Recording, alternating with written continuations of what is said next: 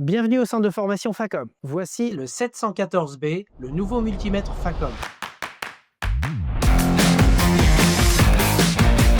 Nouveau multimètre parce qu'on a besoin de tensions de plus en plus élevées, notamment pour la réparation des véhicules électriques. Et ce multimètre va jusqu'à 1000 volts. Mais il n'y a pas que ça. Ce nouveau multimètre embarque un tas de nouvelles fonctionnalités très intéressantes et on va les passer rapidement en revue. Tout d'abord, la première chose qui saute aux yeux lorsqu'on l'allume, c'est qu'on a un large écran. La visibilité est vraiment excellente sur cet écran à barre graphe. On a donc une fonction volt, comme je l'ai dit, jusqu'à 1000 volts, mais qui part à 0,1 millivolts. On a ensuite un ampèremètre et c'est là le vrai point fort de ce produit. C'est son ampèremètre avec deux positions, 400 mA ou 20 ampères. 20 ampères, c'est vraiment intéressant sur les véhicules modernes si on cherche des courants de fuite. On va chercher des petites valeurs de courant, mais tous les actionneurs qui se mettent en route consomment du courant.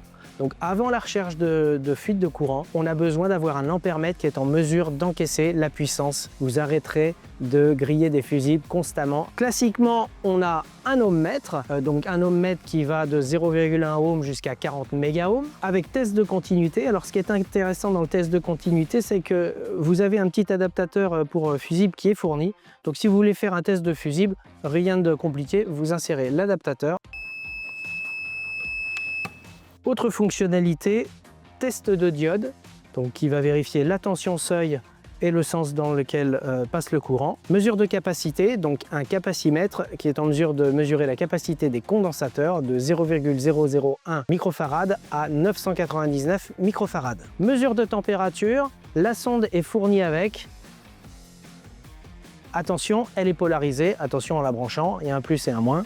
Ne vous trompez pas. Mesure de fréquence en Hertz, mesure tour moteur pour ceux qui font de l'automobile. Alors ça concerne les véhicules anciens, hein, donc vous avez un capteur de fil de bougie. Pour les véhicules anciens toujours, vous pouvez mesurer l'angle de cap.